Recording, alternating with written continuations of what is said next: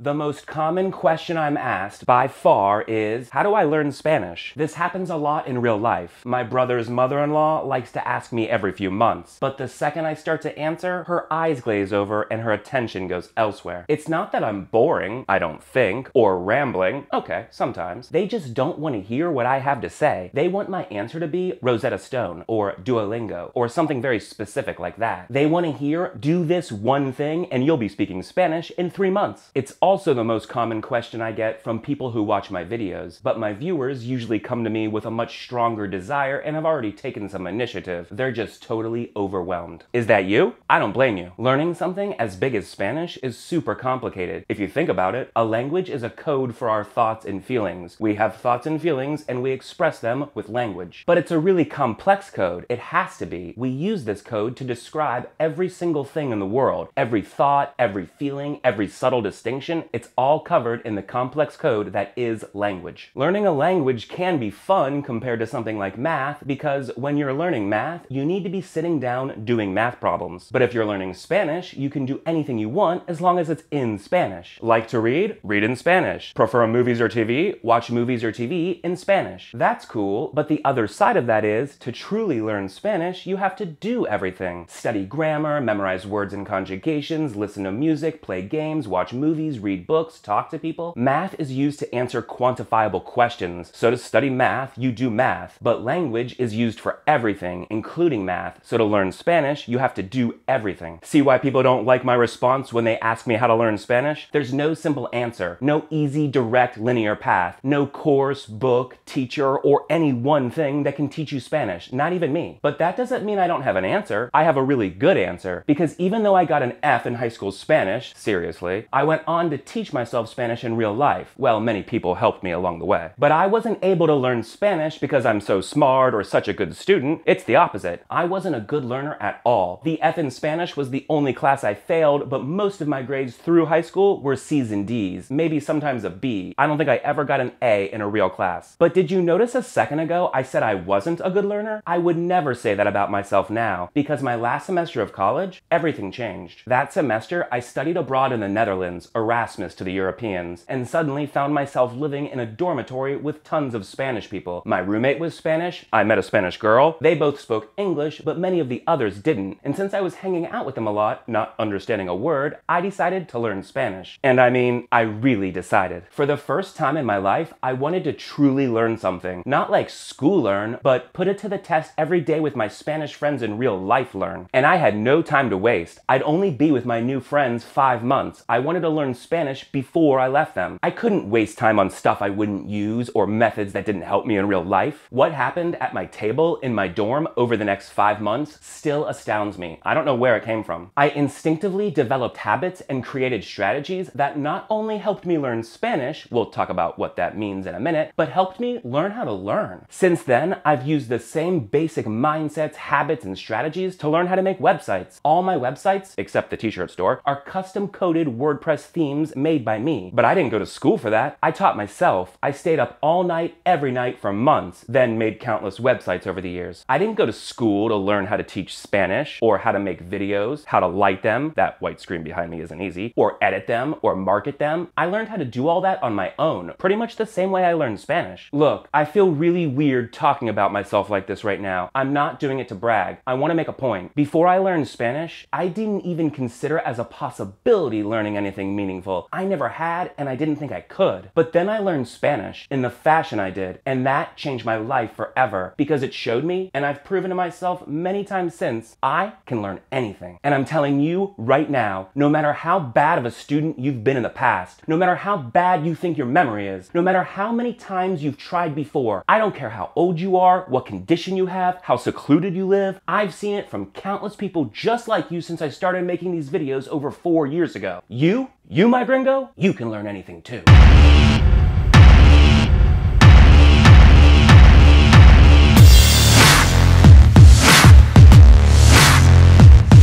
Hola, soy Jordan, and this is a Spanish Quickie. Fast, easy Spanish lessons from somebody who speaks your language. Since I started making these videos, I've talked to countless Spanish students, in person, on the phone, via email, and almost without exception, they're all disappointed with how quickly they're picking up Spanish. It's because all that marketing and society in general has programmed us to think it's possible to learn a language in 3 months if we work really hard, especially if we spend that 3 months in a Spanish-speaking country or have a Spanish-speaking boyfriend or girlfriend. So I want to be very clear with you right now. When I say I learned Spanish in the 5 months I spent in the Netherlands, I mean I got past the beginning. I was relentless. I worked more and harder than I ever had in my life. Every day, hours and hours of grammar, vocab, and conjugation. I talked to my Spanish friends as much as possible, listened to music, all the stuff we're going to talk about in this video. But all that just got me past the beginning. And that's the goal of this video, to get you past the beginning. Because the beginning is the hardest and most miserable part of learning Spanish. When we learn something, we give context to new information. How does this new information relate to what we already know? But at the beginning, we don't know anything yet, so we can't give it context. That's why everything is so confusing and hard to remember at first. It's also why almost nobody ends up learning Spanish. They all quit in the beginning. I'm telling you this because if you feel overwhelmed, frustrated, or discombobulated, you're not alone. It's totally normal. Please know, those feelings don't last forever. Once you get past the beginning, it only gets better, easier, and more fun. More complicated maybe, because more words, more grammar, but easier too, because when you learn something new, you'll be able to remember it better because it'll have more context. You'll be able to see exactly how it fits in with what you already know. And once you're past the beginning, you don't have to spend as much time in your books. Since my semester in the Netherlands, I've barely picked up a grammar book or studied at all. I improved mainly by traveling and speaking tons of Spanish in real life. My Spanish would be even better now if I studied more, but the point is, after the beginning, you can improve without studying. I say you're past the beginning when you can fairly effortlessly move between the main verb tenses, the present, past, future, and that have eaten, had eaten, would have eaten stuff. When you can use pronouns correctly half the time and can make a conversation last for a few minutes, even if it's clunky and awkward and you have to say what a bunch, you're past the beginning. Okay, I need to be straight up with you about something. Making these videos is hard sometimes. Deciding how to organize the information and what to cut out are the hardest parts. I have 2 goals with each video. Say what needs to be said, but make it as short as possible. Well, this video has been particularly difficult because how to learn Spanish? That's a pretty big subject. Remember the whole complex code thing? And to learn Spanish, you have to do everything? Yeah.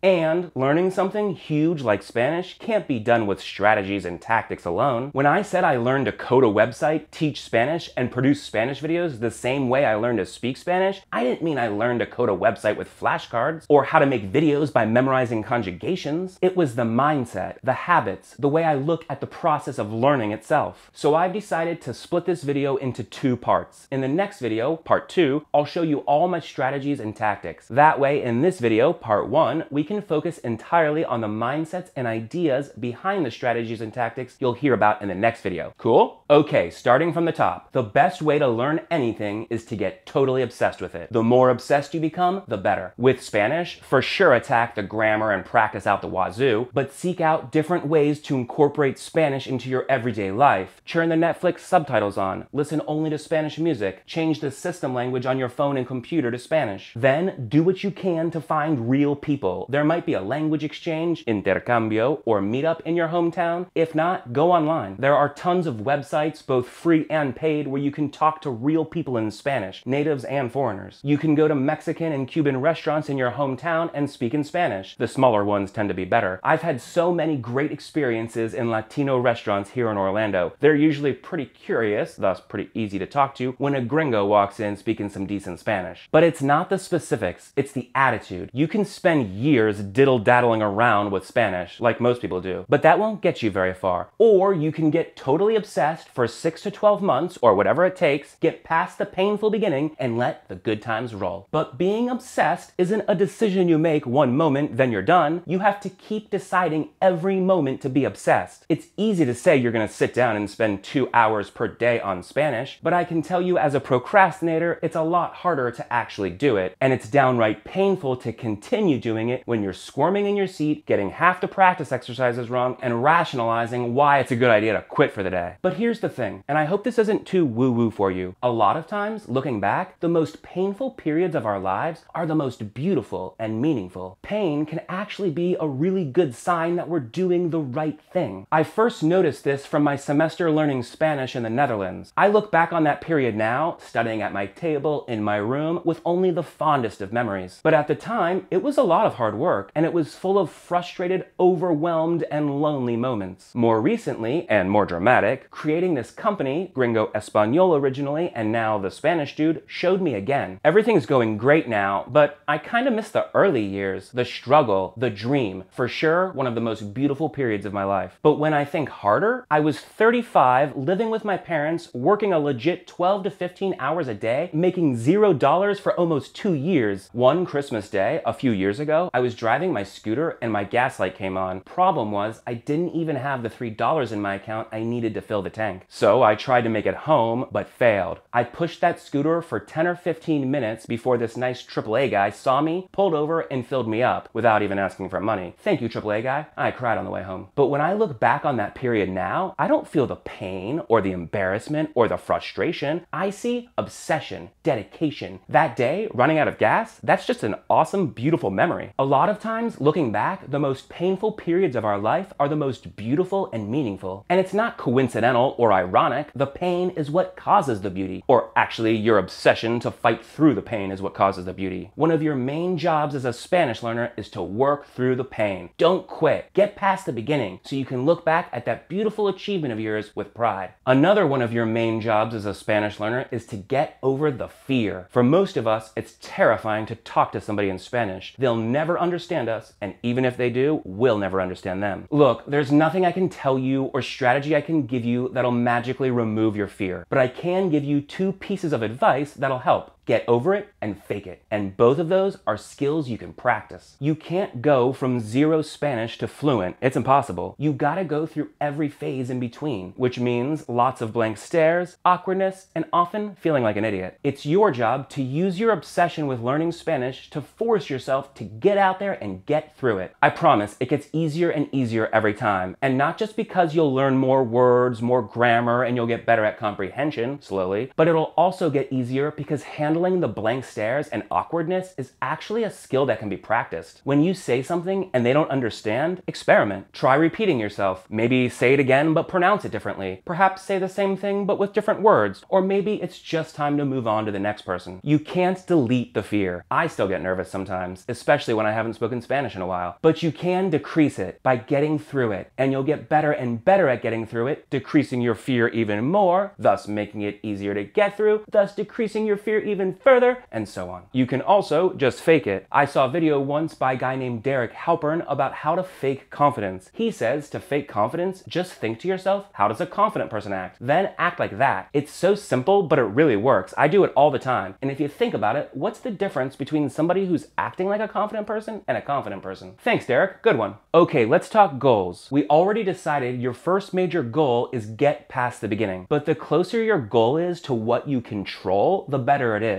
So instead of saying you'll get past the beginning in 6 months or 12 months, it's better to say, I'm gonna spend 2 hours per day on Spanish. Getting past the beginning isn't something you directly control, plus it's not specific enough, but spending 2 hours a day, that is something you control, a much better goal. Now, I don't know about you, but for me, for something like spend 2 hours a day on Spanish, the hardest part is getting started every day. I don't know why, but it's often hard for me to find the motivation to start. Once I start, I usually get so into it I don't want to stop, but that doesn't make getting started any easier. Here's what does: a timer. What I do is I set the timer for 45 minutes, even if I plan on spending 2 hours or 2 days on whatever I'm doing. Then I make a deal with myself. I just have to work for that 45 minutes. Once it counts down to 0, I can stop. This makes it easier to start because instead of some endless task, I just have to work for 45 minutes. I can do that. Then, like I said, I usually get so into it I don't want to stop. A great feeling. If you you do want to stop, just set the timer for 10 minutes and take a 10-minute break. When your break's over, set the timer for 45 minutes again and go for another round. Lately, I've been using the online timer at online-stopwatch.com. Remember what I said a minute ago? I said it's often hard for me to find the motivation to start. So I kind of freaked out recently as I was reading the book The Subtle Art of Not Giving an F by Mark Manson. That title is a bit misleading. The subject of the book is more how to care about the things you want to care about by not caring about the things you don't want to care about. The part that really struck me was when he talked about his problems getting started, but he calls getting started taking action. He also struggled getting himself motivated to take action, but then he realized through experience, action creates motivation, not the other way around. So instead of getting motivated to start, we need to start to get motivated. And that matches my experience exactly. Once I get started, I get so into it, I don't want to stop. Motivation doesn't breed action. Action breeds motivation. Don't you love it when you read or hear something and you're like, yes, my thoughts exactly. I just didn't have the words until now. Thanks, Mark. Great book. I totally recommend it. Okay, you got yourself to your table. You're ready to start your 45 minutes. What do you do now? We'll get into the specifics in the next video, but generally speaking, you make decisions about what to learn, then learn that. Listen, this isn't school. There's no teacher. This is a huge subject. And even though I'm kinda sorta guiding you right now, you're the one in charge. Welcome to the world of self-learning or self-teaching. Probably your biggest job as a Spanish learner is to make decisions. First, you need to decide what will help you the most right now. What should you spend your time on? But soon you'll have to decide when it's time to learn something perfectly and when vaguely understanding is enough. Do you stick with something that's giving you trouble or avoid getting bogged down and move on to something else? Like verb conjugation. Do you learn all the present tense conjugations before moving on to the past? Or do you just learn the regular conjugations now and leave the irregulars for later? The irregulars take forever, and if you conjugate every verb like it's regular, you'll be correct most of the time, and when you're not, you'll still be understood perfectly. Now let's talk about this word learn. I've been using it a lot, and usually as if it's something very specific we can do, but it's not. I look at learning as a process with 3 actionable steps: focus, understand, and practice. Step 1 is focus, the ultimate skill. I mean, to attain any other skill, you focus on it. The easiest way to learn something complex is to break it down into the smallest parts possible, then focus on one of those parts at a time. Even the most complicated process usually breaks down into a bunch of very simple steps. Isn't calculus or physics, or whatever the most complicated math is, just a bunch of single-digit addition, subtraction, multiplication, and division, but in a very complex order? Step 2 is understand. That's when we go from not knowing